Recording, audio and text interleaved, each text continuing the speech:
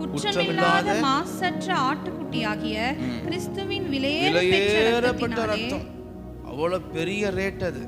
நம்மள ஆண்டவர் மீட்டது பெரிய விலை கொடுத்து ஆண்டவர் என்ன பண்ணியிருக்கிறார், நம்மளை வாங்கியிருக்கிறார். அதனால ரட்சிக்கப்பட்டவங்க ஜாக்கிரதையா இருக்கணும். ரட்சிக்கப்பட்டுட்டு இஷ்டமா பாவத்தை செஞ்சுக்கணும், ரகசிய குற்றம் குறையில வாழ்ந்துக்கணும், அப்படி இப்படின்னு சொல்லி ரெண்டு வாழ்க்கையை வாழ்ந்துக்கணும். அதுக்கப்புறம் ஆண்டர்கிட்ட நம்ம நிரபராதி போல நம்ம வெளி தோட்டத்தை காமிச்சிக்கணும். இப்படிப்பட்ட வாழ்க்கை நம்ம வாழ்வோம்னா நம்ம பெரிய விலையை நரகத்தில் போய் கொடுக்கணும். எங்கே போய் கொடுக்கணும்? நரகத்திலிருந்து மீட்க நமக்கு விலை கொடுத்தார் ஆண்டவர்.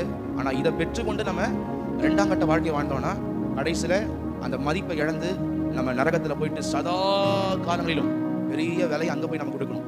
இங்கே நம்ம விலை கொடுக்கணும். ஜெபித்து சத்தியத்தை படித்து கர்த்தருக்கு பிரியமாக நடந்து பிரயாசப்பட்டு சாப்பாடை மறந்தாலும் சரி, தேவனுடைய ஐக்கியத்தை அவளோடு கூட உறவாடுகிற உறவை எதையும் மறக்காம நம்ம கேர்ஃபுல்லாக ஒரு விலையை நம்ம வாழ்க்கையில் நம்ம கொடுத்து நம்ம பரிசுத்தம் அடையணும். அந்த ப்ராசஸ்க்குள்ள நம்ம காணப்படும். அப்போ நம்ம தேவனோடு கூட நித்தியமாய் நம்ம வாழ முடியும்.